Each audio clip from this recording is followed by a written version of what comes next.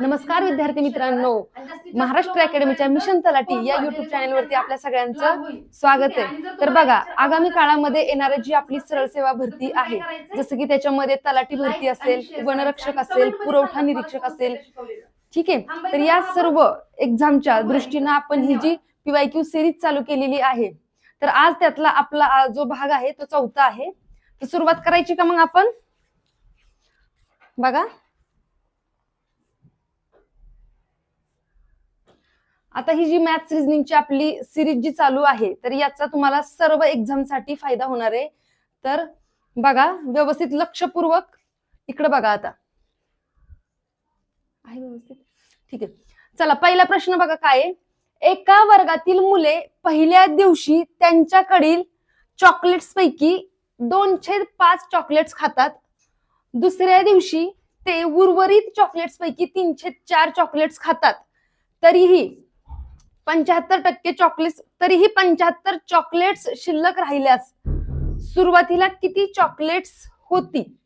तर बघा, प्रश्न आपण व्यवस्थित वाचून घेतलेला आहे। तर काय समजतंय बघा, इथं आपल्याला दिलंय की एका वर्गातील मुले पहिल्या दिवशी कितीतरी चॉकलेट्स खातायत। आता आपल्याला काय विचारलाय प्रश्न, एकूण सुरुवातीला किती चॉकलेट्स होती? तर आपल्याला माहितीये का? नाही, तेच काढायचे।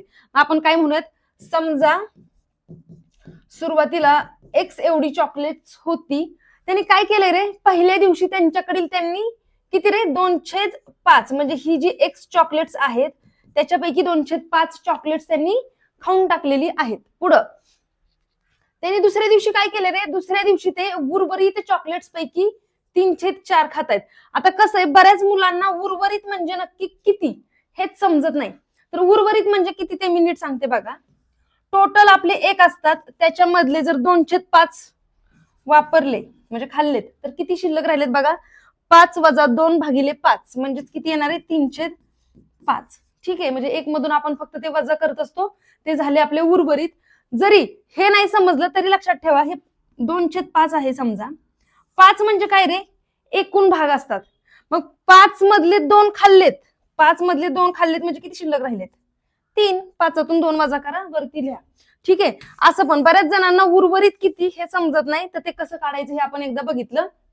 म्हणजे किती शिल्लक राहिलेत बघा, उर्वरित किती आहेत, उर्वरित आहेत 3/5। मग 3/5च्या किती पट रे, उर्वरित चॉकलेट्स पैकी 3/4, किती, 3/4 एवढी खाल्ली। आणि नंतर तरीही किती शिल्लक राहिलेली आहेत, तरीही 75 चॉकलेट्स शिल्लक राहिलेली आहेत।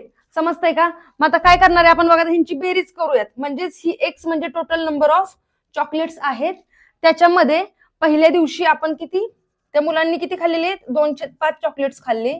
दुसऱ्या दिवशी बघा, आता इथं गुणाकार करूयात, 3 त्रिक 9 आणि 4 पंचे 20, म्हणजेच 9 छेद किती असणार आहे, 20, 4 पंचे 20X।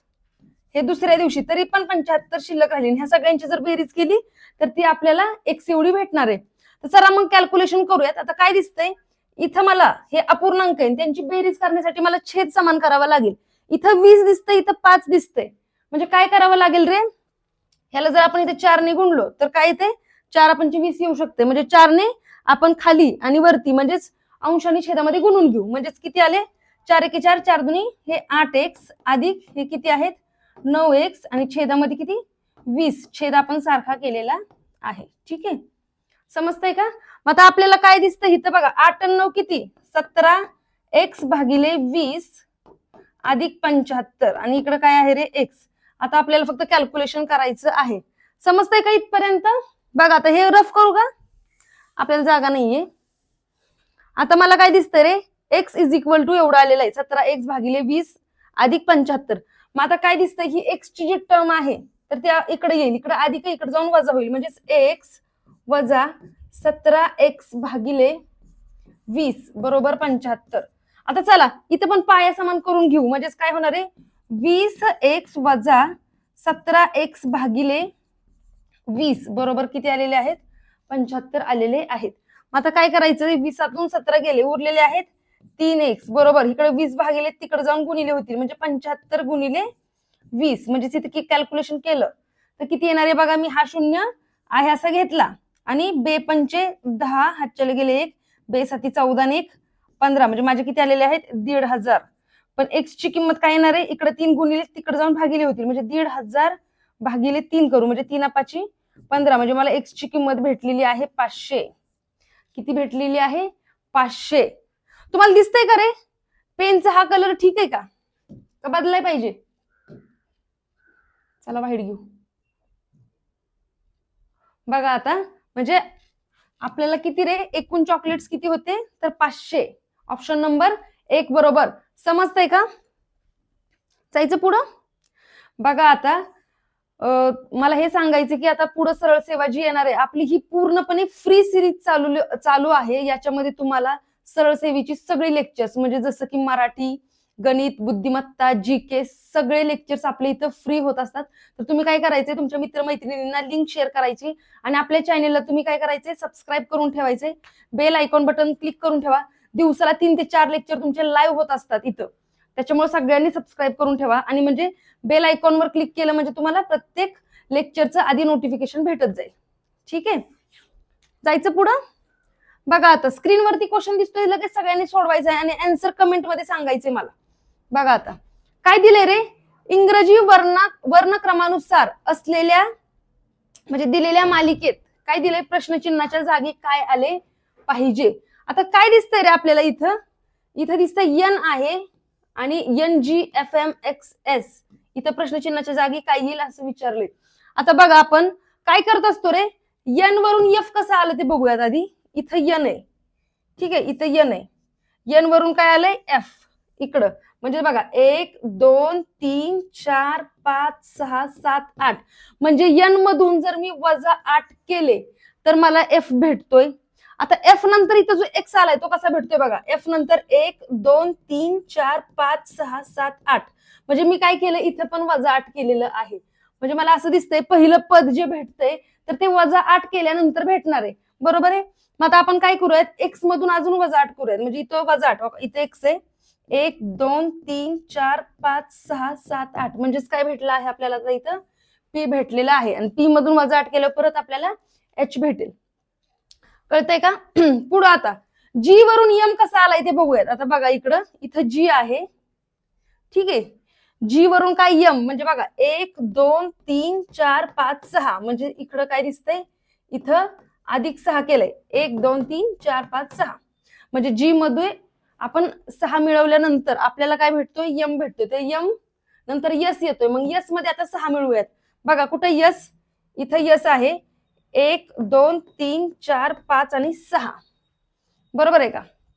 परत एकदा करूयात, यस आहे, यस मध्ये किती मिळवायचे आहेत 6 म्हणजे 1 2 3 4 5 6 म्हणजे आपल्याला भेटलेलं आहे वाय, म्हणजेच आपलं ऑप्शन नंबर 2 बरोबर.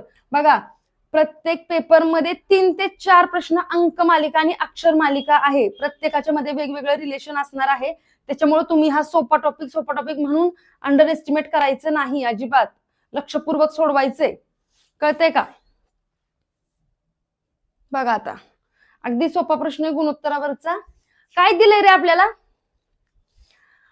खुर्ची व टेबल यांच्या किमतीचे गुणोत्तर 2:5 आहे आणि टेबलाची किंमत 540 रुपये असल्यास खुर्चीची किंमत काढा. तर आता इथं काय दिसतंय रे आपल्याला, काय माहितीये, जेव्हा आपल्याला खुर्ची दिली आणि टेबल त्यांची जेव्हा आपल्याला गुणोत्तर दिलं जातं तेव्हा याचा अर्थ काय असतो, खुर्चीची किंमत ही 2च्या प्रमाणामध्ये आहे आणि टेबलची किंमत जी आहे तर ती 5च्या प्रमाणामध्ये आहे. म्हणजेच खुर्चीची किंमत किती आली 2x आणि टेबलाची किती आली 5x. पण आपल्याला काय दिलंय रे इथं काय दिलंय, टेबलाची किंमत आहे 540 म्हणजे टेबल जो आहे म्हणजे 5x ची किंमत आहे 540 हे आपल्याला दिलेलं आहे. याच्यावरून आता आपण x ची किंमत काढू, म्हणजे x बरोबर काय होणार आहे 540 भागिले 5. चला मग भाग लावूयात. 5 एके 5, आता 5 आणि 4 ला जातो का नाही, म्हणजे इथं आला 0 म्हणजे परत झाले 40 आणि 85 40 म्हणजे मला काय दिसतंय, x ची किंमत आलेली आहे 108. कळतंय का? पण इथे थांबायचंय का, काय विचारले रे, खुर्चीची किंमत विचारली. खुर्चीची किंमत किती आहे 2x आहे, म्हणजे आपल्याला 2x ची किंमत विचारलेली आहे, म्हणजे 2 गुणिले 108 बरोबर काय असणार आहे 2×8 = 16. हातच्याला गेले 1 इथे ठेवले आणि 2×1 = 2 म्हणजेच खुर्चीची किंमत असणार आहे 216. ऑप्शन नंबर 2 बरोबर. समजतंय का रे तुम्हाला?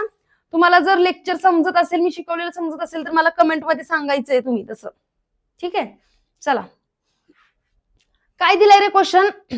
जेव्हा एका टीव्हीची किंमत रुपये 18,700 असते तेव्हा दुकानदाराला 15% काय होतोय रे, तोटा होतोय.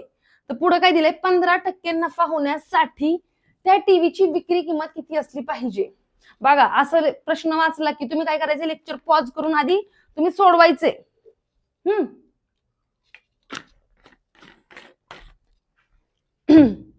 आधी तुम्ही सोडवायचा प्रयत्न करायचे पॉज करून आणि मग बघायचे. बघा आता काय दिलंय रे आपल्याला, टीव्हीची विक्री किंमत जी दिलेली आहे त्यांनी काय दिले रे, 18,700 रुपये आहे. तेव्हा दुकानदाराला काय झालंय रे, 15% तोटा झालाय. आता बघा तुम्हाला काय माहितीये, 100% आपली किंमत असते, बरोबर आहे, 100% तुम्हाला मी सांगितले. पण त्या दुकानदाराला काय झालं रे, तेव्हा काय झालंय, 15%चा तोटा झालाय. म्हणजे ही किंमत जी आहे विक्री किंमत ती किती आहे, 85% आहे. म्हणजे ही 18,700 जी किंमत आहे तर ती आहे 85% किंमत आहे.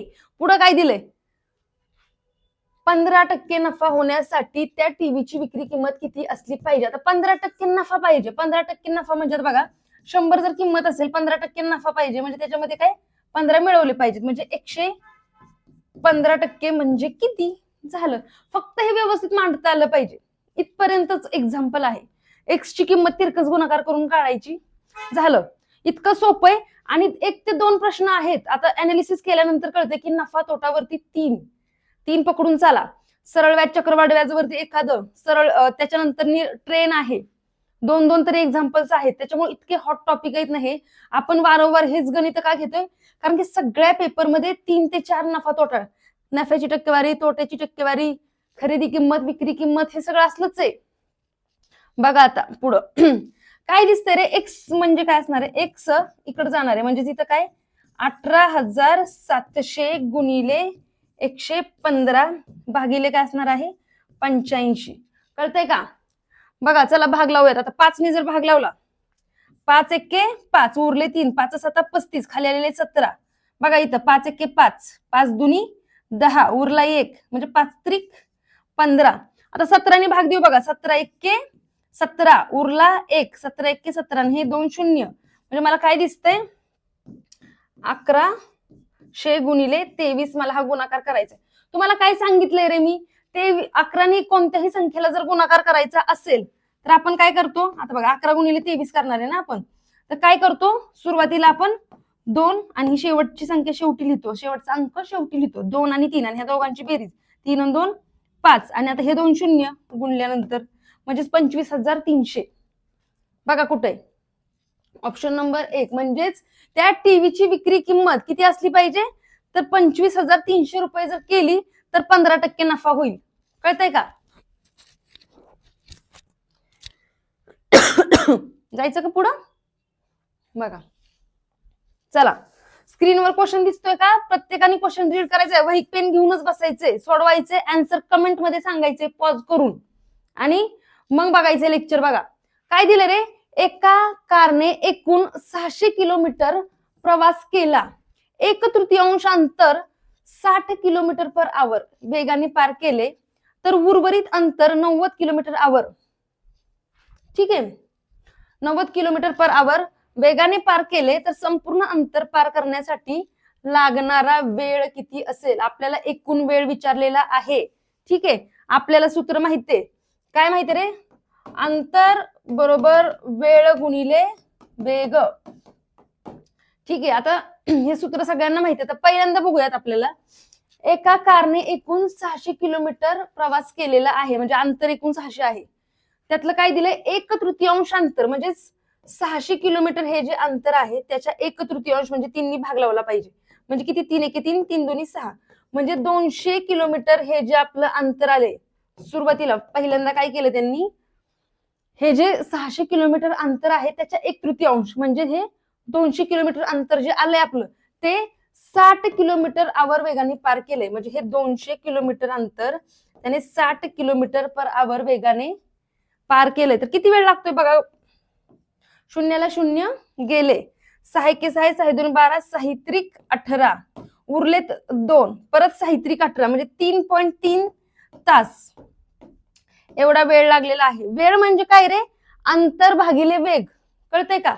अंतर तिकडे वेग गुणिले इकडे येऊन भागिले, तेच केलंय आपण. अंतर भागिले वेग केला, वेळ भेटली. ही झालं पहिल्यांदा. ठीक आहे. परत उर्वरित अंतर. आता उर्वरित अंतर म्हणजे किती रे? सुरुवातीला 600 होतं, त्याच्या 1/3 झालं म्हणजे 200, म्हणजे उरलेलं आहे 400. 600 मधून 200 गेले, उरलेलं अंतर 400 आहे आणि ते 400 किलोमीटर अंतर 90 किलोमीटर पर आवर वेगाने गेलंय. 90 किलोमीटर. बघा ह्या शून्याला हे शून्य गेले, 9 एके 9, 9 चौक 36, परत उरले 4, 9 परत पॉइंट, आता 4ला जात नाही ना म्हणून परत इथे झाले 40, पॉइंट दिला आपण, म्हणजेच परत 9 चौक 36 म्हणजे किती आलेला आहे? 4.4 तास वेळ आलेला आहे. म्हणजे सुरुवातीला त्याला 200 किलोमीटर अंतर कव्हर करायला 3.3 तास लागले, उरलेलं 400 किलोमीटर अंतर पार करायला 4.4 एवढा वेळ लागलेला आहे. म्हणजे 3.3 अधिक 4.4 हा झाला आपला एकूण वेळ, म्हणजे 7.7 तास. कळतंय का? बघा एक्झाम्पल खूप सोपी आहेत, व्यवस्थित वाचायचंय, फक्त व्यवस्थित तुम्हाला मांडता आलं पाहिजे. त्याच्यामुळे याच्या असे एक्झाम्पल जे येतात त्याच्यामध्ये फक्त अंडरस्टँडिंग पाहिजे. त्याच्यामुळे तुमचा बेस आधी पक्का करून ठेवा. आपण इथं काय करतोय रे? ह्या सिरीजद्वारे तुमचा बेस पक्का होतोय. बघा ज्याला काहीच माहिती नाही, बरोबर, आता जस्ट अभ्यासाला सुरुवात केली, ज्याला काहीच येत नाही त्यांना सुद्धा समजणार आहे. काय रे? काय केलंय आपण? मी अगदी व्यवस्थित समजून सांगण्याचा प्रयत्न करते. इथं उद्देश काय आहे? म्हणजे असा विद्यार्थी ज्याला काहीच येत नाही त्याने सुद्धा आपलं लेक्चर बघितल्यानंतर त्याला सगळं समजलं पाहिजे किंवा आलं पाहिजे सोडवता. ठीक आहे, जायचं पुढं. आणि ज्यांना ऑलरेडी हे सगळं येतंय त्यांना मी आधी सांगितले काय करायचंय रे तुम्ही? काय नाही, फक्त व्हिडिओ पॉज करायचंय आणि पटपट सोडवायचे आणि आन्सर कमेंट मध्ये द्यायचे. ठीक आहे, याच्याने काय होणार आहे तर तुमची प्रॅक्टिस होणार आहे. जर तुम्हाला आडलं तर व्हिडिओ प्ले करून बघायचे. बघा आता बघू कोण देतंय उत्तर. आन्सर मला कमेंट मध्ये सांगायचे. क्वेश्चन दिसतोय स्क्रीनवरती.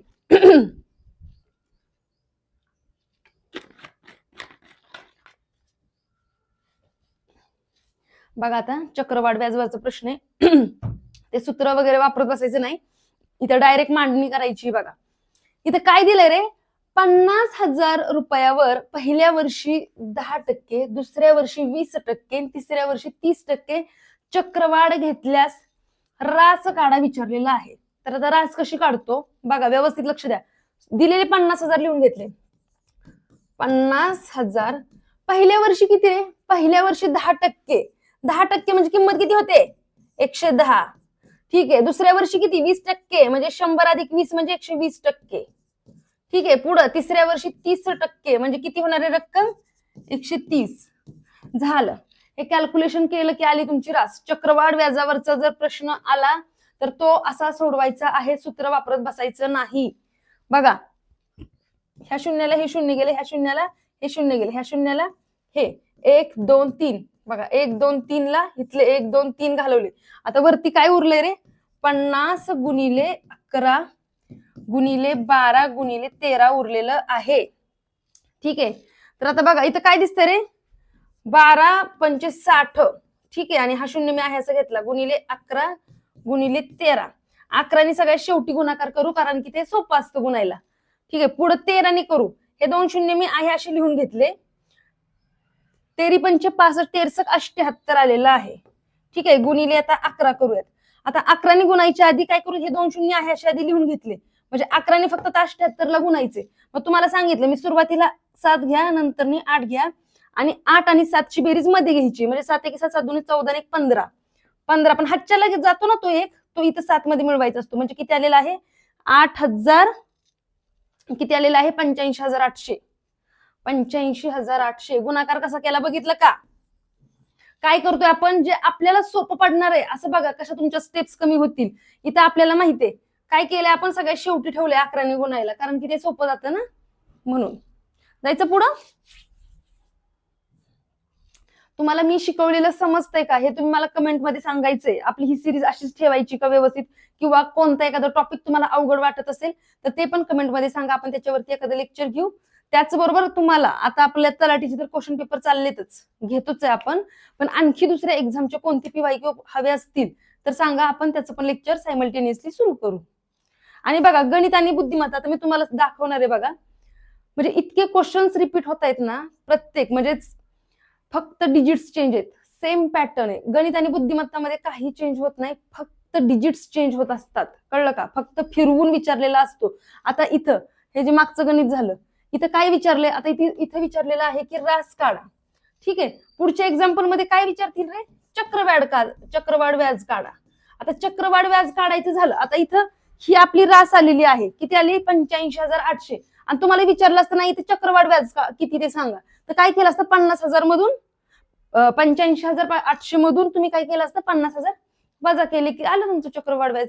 म्हणजे फक्त क्वेश्चन फिरवून विचारतात, बाकी काय नसतं बघा. चला, अगदी सोपा क्वेश्चन आहे बघा. असे क्वेश्चन हातातले मार्क घालवायचे नाहीत, नाहीतर काही जण काय करतात, प्रश्न सोपा म्हणून लय फास्ट सोडवतात आणि घाई गडबडीत चुकवून येतात. बघा आता इथं काय दिलं रे, जर अधिक आणि वजा यांची अदलाबदल केली आणि गुणिले आणि भागिले यांची अदलाबदल केली तर खालील समीकरणात प्रश्नचिन्हाच्या जागी काय येईल.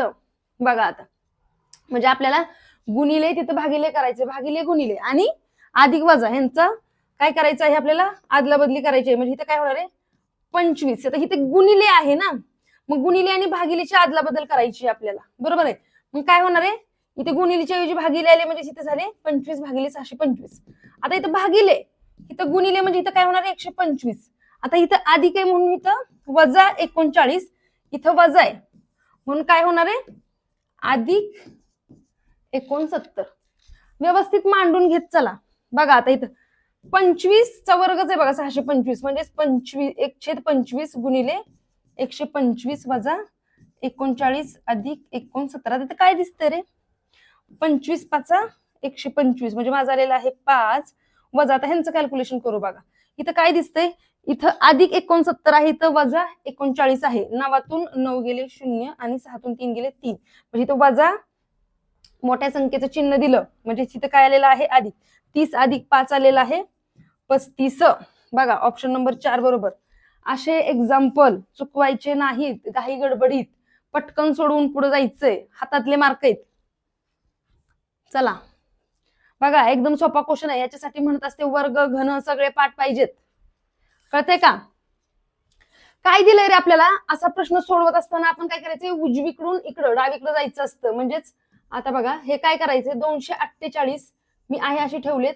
आता 52 हे सगळ्यात आतमधलं जे वर्गमूळ आहे त्याचं आधी काय करायचं, वर्गमूळ काढून घ्यायचं. आता आपल्याला माहिती पाहिजे पण 144चं वर्गमूळ काय आहे तर 12, म्हणजेच अधिक काय केलेलं आहे 12. मग आता 52 मध्ये 12 मिळाल्या, 2 आणि 2 4 आणि 5 आणि 1 6, म्हणजे 64.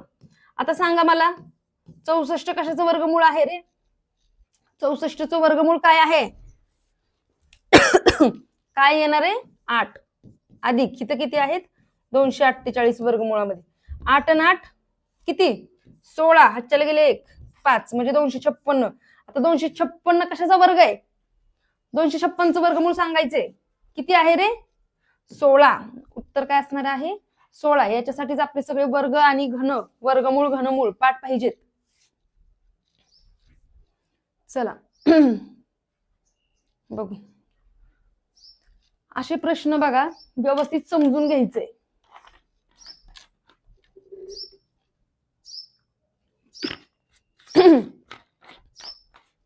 काय दिलंय रे क्वेश्चन काय दिलाय बघा, 4,000 रुपयांचे काही दराने, म्हणजे आपल्याला काही दराने म्हणजे दर दिलेला नाही, म्हणजे आधी दर काढावा लागेल. काही दराने 5 वर्षाचं सरळ व्याज 3,000 रुपये होतंय, तर त्याच दराने 850 रुपयांचे 2 वर्षाचे सरळ व्याज किती. म्हणजे आपल्याला आधी काय दिले त्यांनी बघा 4,000 रुपये मुद्दल दिली आहे, ठीक आहे. काही दराने म्हणजे दर काय माहित नाही, म्हणजे आरची किंमत माहित नाही, ते काढावी लागेल.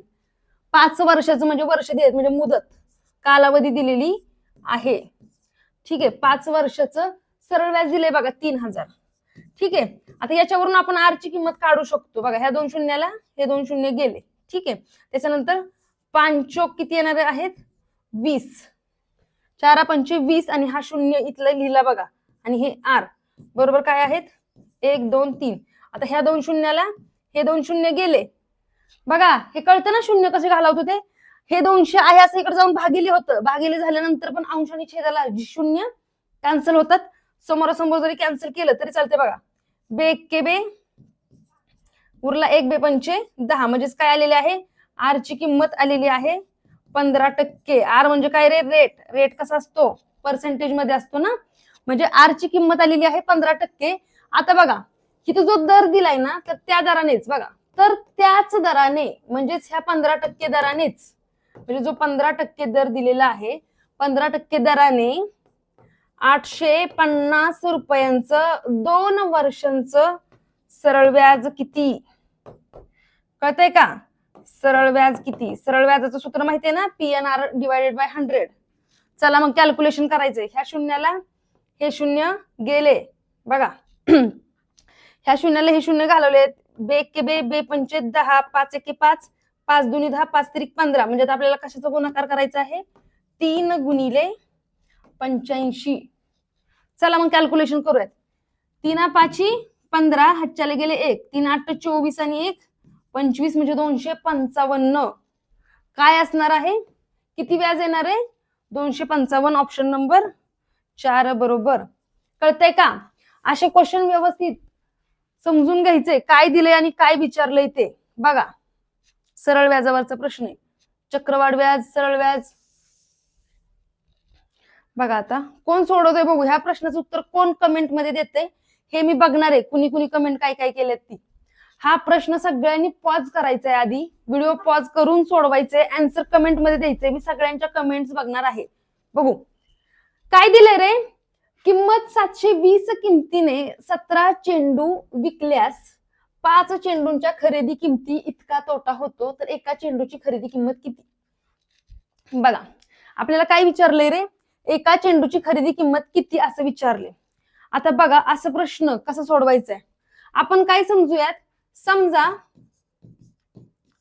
काय समजायचंय आपल्याला, एका चेंडूची खरेदी किंमत आपण जर एक्स म्हटलो, काय म्हणलो की एका चेंडूची खरेदी किंमत एक्स आहे, म्हणजेच 17 चेंडूंची खरेदी किंमत किती असणार आहे 17x, आणि 5 चेंडूंची खरेदी किंमत किती असणार आहे रे 5x बरोबर. आता बघा ही विक्री किंमत आहे 720, ठीक आहे. चला विक्री किंमत जेव्हा आपल्याला व्यवहारामध्ये तोटा होतो, काय रे जेव्हा आपल्याला व्यवहारामध्ये तोटा होतो तेव्हा आपण विक्री किंमत काय म्हणतो रे. विक्री किंमत काय असते, खरेदी किंमतीमधून आपण तोटा वजा केला तर आपल्याला विक्री किंमत भेटून जाते बरोबर आहे. आता मला इथं काय दिसतंय रे, 720 रुपये ही 17 चेंडूंची विक्री किंमत आहे, ठीक आहे. त्याच 17 चेंडूंची खरेदी किंमत आहे 17x, पण त्या खरेदी किमतीवरती किती रे 5 चेंडूंच्या खरेदी किमती एवढा तोटा होतो, म्हणजेच मला तोटा झालेला आहे 5x. कळतं का. हे एवढं मांडता आलं पाहिजे. प्रश्न अगदी सोपा आहे, अंडरस्टँडिंग पाहिजे. हे असं व्यवस्थित सुटसुटीत मांडलं ना की अगदी सोपं आहे. तिथं प्रश्न सोडवायला ना हार्डली 10 ते 15 सेकंद खूप झाले, जर तुमच्या कन्सेप्ट क्लिअर असतील तर. कशाला काय सूत्र वगैरे पाठ करायची गरज आहे का काय आहे का, फक्त अंडरस्टँडिंग पाहिजे. चला 720 बरोबर 17तून 5 गेले 12x. आता आपल्याला x चीच किंमत काढायची इथं, म्हणजे x बरोबर काय असणार आहे इथं 12 गुणिले तिकडे जाऊन भागिले, म्हणजे 720 भागिले 12. चला 12 पंचे 60, 12 × 72 किती आलं x इज इक्वल टू 60 आलेला आहे. आणि x मग काय मांडलो होतो आपण, एका चेंडूची खरेदी किंमत x आहे म्हणजे 60 रुपये 60. ऑप्शन नंबर 4 बरोबर. सोपं आहे का. बघा किती सोपं आहे. 3 गणित पकडून चाला नफा तोट्यावरती, नफा तोटा खरेदी किंमत विक्री किंमत आणि पर्सेंटेज वगैरे, त्याच्यावरती 3 एक्झाम्पल एका पेपर म्हणजे 25 पैकी 3 म्हणजे बघा तुम्ही आता किती प्रमाणामध्ये आहेत.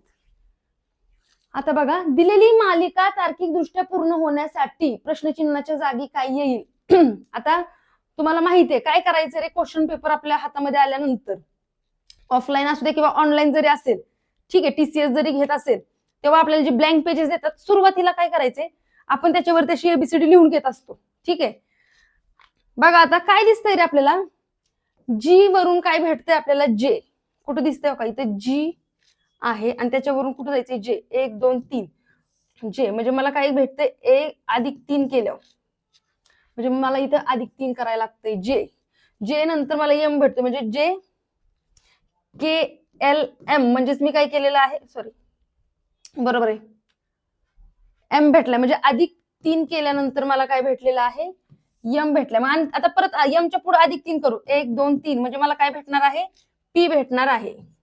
ठीक आहे, तर सगळीकडेच पी आहे त्याच्यामुळं काही हे नाही. आता पुढं, आता इथं काय दिसतंय रे, इथं 12 आहे, इथं 19 आहे. बघा बरं, 19 मधून 12 गेले किती येत आहेत, 7 ना, म्हणजे 12 मध्ये जर 7 मिळवले तर किती भेटतायत, 19 ना. ठीक आहे, आता बघा 19 मध्ये जर मी 9 मिळवले तर मला 28 भेटतायत. म्हणजे मला इथं काय दिसतंय की मी क्रमवार विषम संख्या मिळवत गेली. म्हणजेच 9 नंतर कोणती क्रमवार विषम संख्या आहे, म्हणजे +11 मला केले पाहिजे. म्हणजेच 19 मध्ये, सॉरी 28 मध्ये 11 मिळवले म्हणजे 8 आणि 1 किती असणार आहेत, 9 आणि 2 आणि 1 3, म्हणजेच पी 39. बघा उत्तर भेटून गेले इथंच, पुढचं करायची गरज नाही. तुम्ही तरी बघा, यू आणि क्यू कुठे बघा, इथं यू आहे आणि इथं क्यू आहे, म्हणजेच 1 2 3 4, म्हणजे इथं आहे -4. ह्यांच्यामध्ये जो आहे तर ते काय केले, -4 केलेले आहे. तर ते बघा करायची गरज नाहीये आपल्याला, उत्तर फक्त पर्याय क्रॉस चेक करायचे असतात. सगळंच तिथं व्हेरीफाय करत बसायचं नाही. घरी आता तुमच्याकडे वेळ आहे, घरी वेळ आहे म्हणून तुम्ही हे बघा कसं आलं ते, त्याची गरज आहे का बघायची, ह्याच्यावरूनच कळतंय. बघा जायचं पुढं, चला बघा आता काय क्वेश्चन आहे रे, एक कार ₹50,000 ना चिन्हांकित आहे. विक्रेता पहिल्या ₹20,000 वरती 5% सवलत आणि उर्वरित ₹30,000 वरती 2% सवलत देतो. तर विक्रेत्याने बदललेली किंमत शोधा. म्हणजे सवलत दिलीये या प्रश्नामध्ये. सवलत म्हणजे काय रे, तर डिस्काउंट दिलंय. आता काय दिसतंय इथं, एक कार आहे ₹50,000 बरोबर आहे. विक्रेत्याने काय केलं रे, पहिलं जी 20,000 किंमत आहे, म्हणजे पहिली जी 20,000 किंमत आहे त्याच्यावरती त्यांनी 5% सवलत दिलेली आहे. म्हणजे आता आपण दिलेलं डिस्काउंट काढून घेऊ, किती टक्के डिस्काउंट झालंय बघा. 2 शून्य मी आहे असे घेतले, 5 एके 5, 5 दुनी 10, म्हणजेच पहिल्या 20,000 वरती 1,000 एवढं डिस्काउंट भेटलेलं आहे. पुढे बघा इथं काय दिसतंय, आणि उर्वरित 30,000, आता उरलेले हे जे 30,000 आहेत, 1 2 3 हजार, ठीक आहे, 30,000 वरती 2% सवलत दिलेली आहे. म्हणजेच बघा, ठीक आहे, आपण काय करतो रे, शून्याला शून्य गेले आणि 300 गुणिले 2 म्हणजे हे आलेलं आहे 600. म्हणजेच पहिले 20,000 वरती 1,000चं डिस्काउंट भेटलंय, नंतरच्या 30,000 वरती ₹600 डिस्काउंट भेटलंय.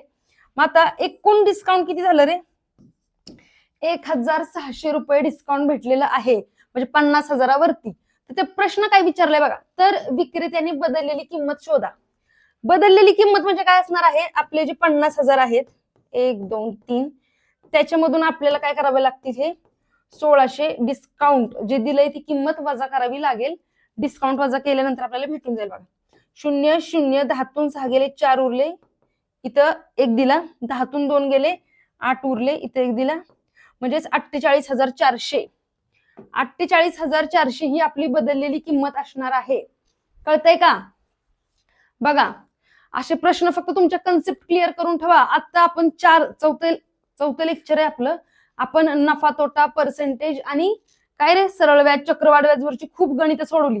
पण अख्खी पीवायक्यू अनालिसिस केल्यानंतर समजते की सगळ्यात जास्त प्रश्न तुमचे ह्याच्यावरतीच आहेत. नफा तोटा, पर्सेंटेज आणि सरळ व्याज, चक्रवाढ व्याज. ठीक आहे, गणितामध्ये जास्तीत जास्त करून हेच आहे. बुद्धिमत्ता मधले अंकमालिका आणि अक्षर मालिका. ठीक आहे, बघा आता असा पण येतो एखादा प्रश्न, ह्याच्यासाठी काय तर तुम्हाला मराठीचं थोडंफार नॉलेज पाहिजे. समानार्थी विरुद्धार्थी शब्द तुमचे पाठ पाहिजे, काही म्हणी पाठ पाहिजेत. ठीक आहे, थोडस जीकेचं पण नॉलेज लागतं. काय दिले रे, 4 शब्द जोड्या दिल्या आहेत, त्यापैकी 3 विशिष्ट प्रकारे समान आहेत आणि एक वेगळी आहे. ती वेगळी शब्द जोडी निवडा. आता बघा काय दिसते ऑप्शन मध्ये, काय दिले? खळबळ, शांतता, बाळगणे, धरून ठेवणे, नेहमी, कायम आणि समग्रपणे, संपूर्णपणे. जर व्यवस्थित बघितलं ना तर आपल्याला काय समजतं इथं? समग्रपणे म्हणजे संपूर्णपणे, म्हणजे हा समानार्थी शब्द आहे. ठीक आहे, हा समानार्थी शब्द आहे. नेहमी म्हणजेच कायम, म्हणजे हा सुद्धा समानार्थी शब्द आहे. बाळगणे म्हणजे धरून ठेवणे, बरोबर आहे, हा समानार्थी शब्द आहे. पण इथं काय दिसतं रे? खळबळ आणि शांतता हे विरुद्धार्थी शब्द आहेत. कसे आहेत रे? खळबळ आणि शांतता हे विरुद्धार्थी शब्द आहेत, म्हणजेच वेगळा काय आहे? वेगळी शब्द जोडी आहे खळबळ आणि शांतता. ऑप्शन नंबर 1 बरोबर. जायचं पुढं. बघा आता कॅल्क्युलेशन आहे, सरळ रूप द्या. 1 ते 2 प्रश्न असतात याच्यावरती. बघा, सरळ रूप द्या. काय दिलंय रे आपल्याला? 121 भागिले स्क्वेअर ब्रॅकेट मध्ये दिले बघा 17 वजा, महिरपी कंसामध्ये दिले 15 वजा 3 गुणिले राऊंड ब्रॅकेट मध्ये काय दिले 7 वजा 4, आणि सगळे ब्रॅकेट कम्प्लीट करून टाकलेत. तर तुम्हाला माहिती आहे आपण सगळं सोडवत असताना एकतर सोडवतो बॉड मास नुसार. ठीक आहे, याच्यामध्ये आपण काय करतो, सगळ्यात आधी ब्रॅकेट सोडवत असतो. पण सगळ्यात आधी ब्रॅकेट सोडवत असताना काय करायचं? सगळ्यात आतमधला जो ब्रॅकेट आहे तो आधी सोडवून घ्यायचा. म्हणजे इथं बघा, इथं भागिले 121 भागिले पुढं राऊंड ब्रॅकेट मध्ये 17, मी सॉरी राऊंड नाहीये, हा स्क्वेअर ब्रॅकेट मध्ये आहे असं ठेवलंय. महिरपी कंसामध्ये 15 वजा 3 गुणिले काय येणार आहे? 7तून 4 गेले, उरलेले आहेत 3. चला मग हा कंस सोडवून घेऊ आता. आधी स्क्वेअर ब्रॅकेटच्या आतमध्ये महिरपी कंस म्हणून तो सोडवून घेऊ. 3 त्रिक 9. ठीक आहे, 15तून 9 गेले, किती उरले? 15तून 9 गेले 6 उरलेले आहेत. म्हणजे स्क्वेअर ब्रॅकेट मध्ये आलेला आहे 17 वजा 6 भागिले 121, म्हणजे 121 भागिले स्क्वेअर ब्रॅकेट आहे. म्हणजे काय होणार आहे? 121 भागिले 17तून 6 गेले, उरलेले आहेत 11. 11चा वर्गच आहे ना 121, म्हणजेच भाग जातो 11चा, म्हणजे उत्तर आलेलं आहे 4. ऑप्शन नंबर 4 बरोबर. कळतंय का? बघा, एवढं सोपं आहे. तुम्ही जर ब्रॅकेट आधी बाहेरचं नंतर सोडवत बसला किंवा काय वेगळं केलं उलट सुलट तर ते चुकणार आहे. काय रे? दिलेली मालिका तार्किकदृष्ट्या पूर्ण होण्यासाठी, ठीक आहे, इथं प्रश्नचिन्हाच्या जागी काय आले पाहिजे? बघा, व्यवस्थित लक्ष द्यायचंय. काय दिसतंय रे इथं? बी नंतर सी आलंय, इथं काय माहित नाही. ठीक आहे, पुढे डायरेक्ट एच आलाय. तर आता व्यवस्थित लक्ष द्या, एच नंतर काय आलंय? यल. एच नंतर काय आलेलं आहे? यल आलेला आहे. म्हणजे बघा, इथं +1 केलं तर सी भेटला, +2 केलं म्हणजेच बी वरून सी भेटलेला आहे. ठीक आहे, +1. आता +2 केले 1 2 तर काय भेटतंय मला? ई भेटतोय. ठीक आहे, ई नंतर जर +3 केलं 1 2 3 तर मला काय भेटतंय? एच भेटतंय. आणि 1 2 3 4 एच मध्ये जर मी 4 मिळवले तर मला यल भेटतोय. तर काय कळतंय का तुम्हाला? काय केलंय इथं? क्रमवार, म्हणजेच 1 2 3 4 असं मिळवत गेलेलो आहे. ठीक आहे, म्हणजेच इथं काय येणार आहे? बघा, बी नंतर सी आलेला आहे, सी नंतर आता येणार आहे ई. ठीक आहे, म्हणजे ई कुठे रे? ई 2, म्हणजे 2 ऑप्शन तर गेले. ई इथे. पुढे बघूयात आता. इथं काय दिसतंय? 4 1 4, 4 2 8, म्हणजे गुणिले 2 केलंय. इथं पण गुणिले 3च केलंय बघा, म्हणजेच 8 त्रिक 24, इथे 24 येते. आणि 24 गुणिले 4 केल्यावर किती येते? तर 96 येते. कळतंय का? का व्यवस्थित लिहून देऊ? बघा, इकडे देते. 4 गुणिले 2 केलं तर 8 आलं. ठीक आहे, 8 गुणिले 3 केलं तर 24 येते. ठीक आहे, आणि 24 गुणिले 4 जर केले तर 4 चोक 16, हातच्याला गेले 1, 4 1 4, 4 2 8 आणि 1 9, म्हणजे 96 भेटते. म्हणजे आपण क्रमाने काय 2 3 4 ने गुणलेलो आहे. हे जे मधलं पद आहे इथं त्याला गुणलेलो आहे. आणि पुढे बघा, 96 ला परत तुम्ही 5 ने गुणल्यानंतर ही 480 येणार आहे. कळते? त्याच पद्धतीने पुढे बघा, यम आणि टीचं पण रिलेशन लागतंय. कुठे दिसतोय यम? इथं यम आहे, इथं टी आहे. म्हणजे बघा, 1 2 3 4 5 6 7, इथं काय केलेलं आहे? 7 अधिक 7. परत बघा, टी वरून काय येतोय? एच. सॉरी टी वरून एच नाही, टी वरून पुढं आता परत आपल्याला 7 करायचे, 1 2 3 4 5 6 7, म्हणजे काय येणार आहे आपलं इथं ए येईल. बघा किती आलंय हे 24 आणि काय आलं आपलं ई ना, बघा ई 24A, ऑप्शन नंबर 2 बरोबर. व्यवस्थित करायचंय बघा रिलेशन. इथे सुरुवातीला ई आलत, नंतर 24 आलं होतं ना, आता ए आलंय. ऑप्शन नंबर 2 बरोबर. प्रत्येक पदामध्ये वेगळं रिलेशन आहे. इथं काय केलंय तर क्रमाने ऍड करत गेलो, इथं काय केलंय तर गुणाकार केलाय, आणि इथं काय केलंय शेवटी तर पर्टिक्युलर 7 ही संख्या त्याच्यामध्ये ऍड करत गेलोय. म्हणजे बघा एक सिरीज आहे, तुम्हाला तीन म्हणजे डोकं किती लावायला लागले बघा, हिथं वेगळं हिथं वेगळं हिथं वेगळं. त्याच्यामुळं हे अशी गणित व्यवस्थित लक्षपूर्वक सोडवायचे. जायचं पुढं.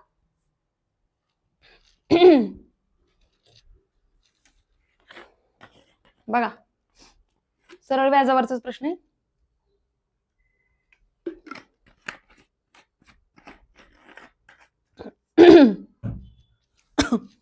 बघा ए आणि बी या दोन बँकांनी, म्हणजे ए आणि बी आहेत त्या दोन बँका आहेत. आधी मी प्रश्न व्यवस्थित वाचून घेते मग सांगते. बघा ए आणि बी या दोन बँकांनी अनुक्रमे 5.5% आणि 6.5% वार्षिक दराने कर्ज दिलं. रमेशने प्रत्येक बँकेतून 3 लाख रुपयाचं कर्ज घेतलंय. रमेश यांनी 2 वर्षानंतर दोन्ही बँकांना भरलेल्या सरळ व्याजाच्या रकमेतील धनात्मक फरक काढा. म्हणजेच ऍक्च्युली काय आहे, ही जी मुद्दल दिली आहे म्हणजे कर्जाची जी रक्कम आहे तर ती सेम आहे, त्यांचा सेम कालावधी आहे, 2 वर्षाचा कालावधी आहे, फक्त व्याजदर तेवढा वेगळा आहे. ठीक आहे, मग आता काय करतोय, ए या बँकेकडून जे कर्ज घेतलंय ते 5.5% दराने घेतलंय. बी या बँकेकडून जे कर्ज घेतलंय ते 6.5% दराने घेतलंय. किती वर्षासाठी घेतलंय रे? 2 वर्षासाठी घेतलंय. म्हणून इथं काय करणार आहे आपण, आपला जो रेट दिलेला आहे, कर्जाचा दर जो दिलेला आहे, ठीक आहे, त्याला आपण 2 ने गुणणार आहे. म्हणजेच किती आलं हे, बे पंचे 10, हातच्याला गेले बे पंचे 10 ने 11, म्हणजे हे 11 आलेलं आहे आणि हे 13 आलेलं आहे. म्हणजे पहिला ए बँकेचा दर काय आहे कर्जाचा 11 आणि हा किती आलेला आहे बीचा 13. मग आपल्याला काय काढायचं इथं, सरळ व्याज जे आहे त्याच्या रकमेतील धनात्मक फरक. मग बघा आपण काय करूया, त्या व्याजातला फरक काढून घेऊ. 13 वजा 11 म्हणजेच 2%.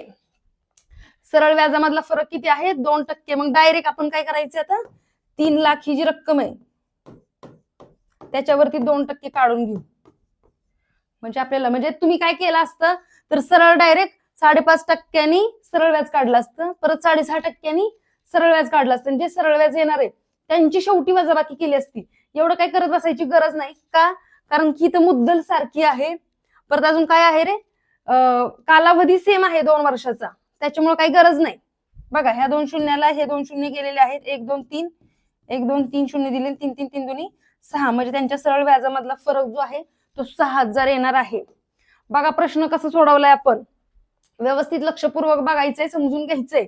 इथं मुद्दल आणि जी आपला कालावधी दिलाय तो समान असल्यामुळं आपण काय केलंय रे, आपण सरळ व्याज म्हणजे जो व्याजाचा दर दिलाय ते व्याजाच्या दरातला फरक घेऊन काढलेलं आहे.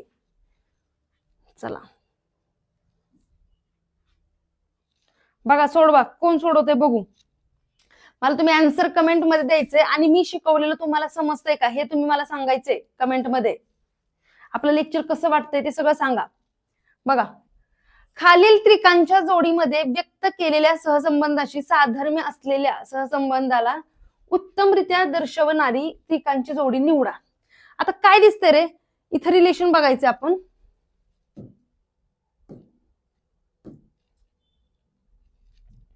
बघा आता काय दिले रे, जी के आय. आता जी कुठे इथे, जी इथे, त्याच्यानंतर के म्हणजेच 1 2 3 4, म्हणजे आधी मी काय केलंय +4 केले, नंतर काय केलंय के नंतर मला आय भेटतोय, म्हणजेच 1 2, म्हणजेच मी 2 नी रिव्हर्स आलेली आहे.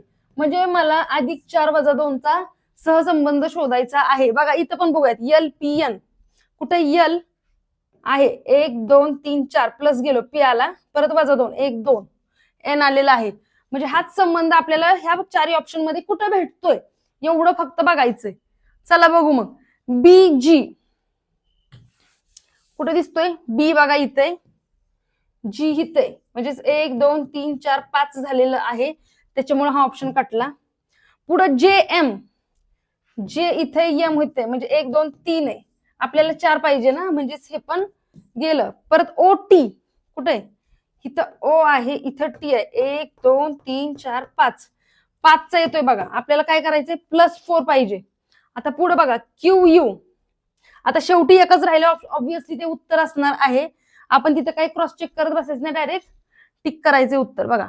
तरी पण बघूयात इथं आपण क्यू, क्यू मध्ये किती करायचे? +4, 1 2 3 4, म्हणजे आपला आलेला आहे यू. त्याच्यानंतर आपण काय केलं? रिव्हर्स किती जातो?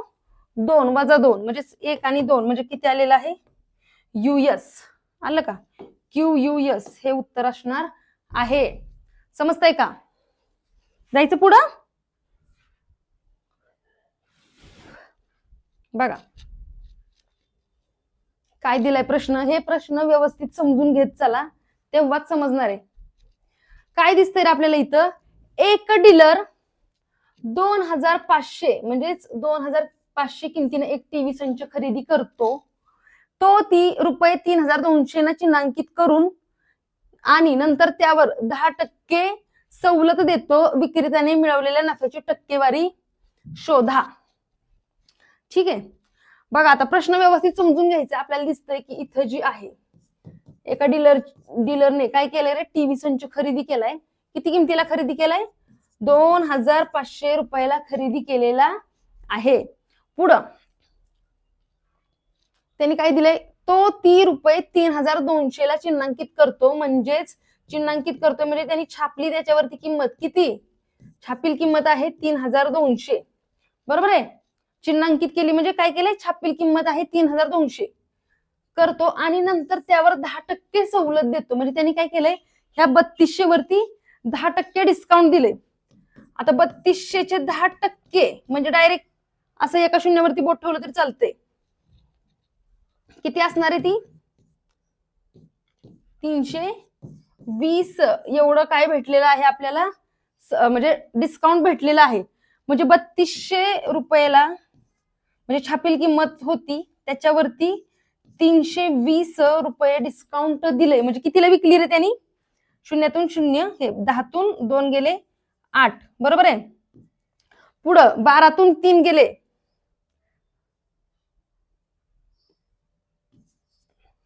बघा बरं व्यवस्थित. 12तून किती गेलेत? 3. 12तून 4 गेलेत ना, 8 उरले. हे 3 आणि हा 1, 12तून 4 गेले 8 उरले, म्हणजेच 2880 रुपये विक्री किंमत किती झालेली आहे? म्हणजे बघा, खरेदी किंमत आहे 2500 रुपये, विक्री किंमत आहे 2880 रुपये आणि त्याच्यावरती सवलत किती दिली होती त्यांनी? 320 रुपये. कळतंय का? व्यवस्थित समजून घ्या.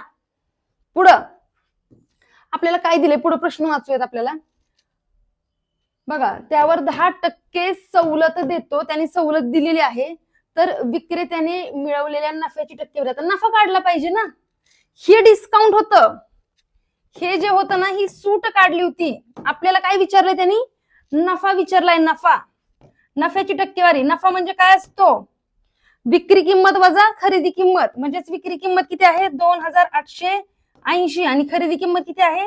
2500 रुपये. म्हणजे हा 0, हा 8. पुढं 8तून 5 गेले 3, म्हणजे 380 रुपये नफा झालेला आहे. मग ते 380 रुपये नफा जो आलेला आहे, तो रफ करते बघा.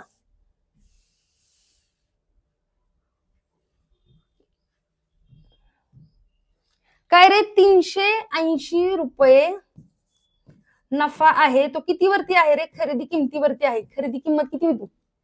2500 रुपये. मग नफ्याची टक्केवारी विचारली म्हणून गुणिले 100 केले. समजून घ्या व्यवस्थित. इथं जरी मी पुसलं असलं इकडचं तरी काही संबंध नाहीये. तुम्ही काय करायचंय? बॅग घेऊन बघा. मग इथं नफा 380 रुपये झालाय. नफा हा नेहमी खरेदी किमतीवरती होतो, म्हणून भागिले 25 केलेला आहे, गुणिले 100. ह्या 2 शून्याला हे 2 शून्य गेले. आता करूयात बघा. 25 एक्के 25, 25 दुनी 50, मोठं होते. म्हणजे 25 म्हणजे उरलेत किती? 25 एक्के 25 म्हणजे 5 आणि 8, म्हणजे 130, इथे झाले 130. मग 25 चोक 25 चोक 100, 25 5 125, उरलेत 5. ठीक आहे, 25 1 25, 25 दुनी 50, म्हणजे 15.2% नफ्याची टक्केवारी आहे. बघा समजला का प्रश्न?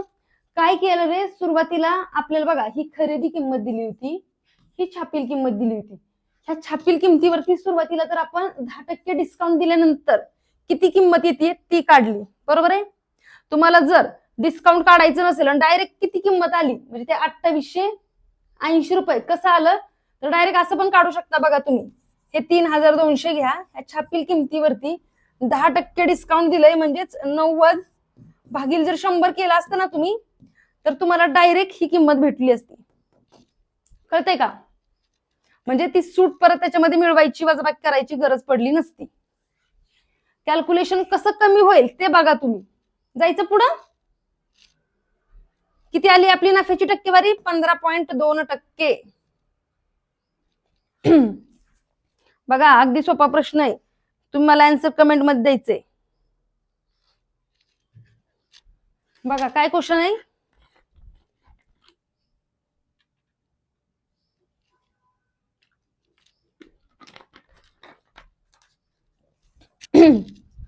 इथे काय दिले रे, सीता व गीता यांच्या वयाचे गुणोत्तर 5:3 आहे. जर 8 वर्षानंतर त्यांच्या वयातील फरक 6 वर्ष होत असेल तर सीताचं आजचं वय काढा. आता तुमच्या लक्षात ही कन्सेप्ट पाहिजे की वयातला फरक जो आहे तो आयुष्यभरासाठी सेम असतो. कसं?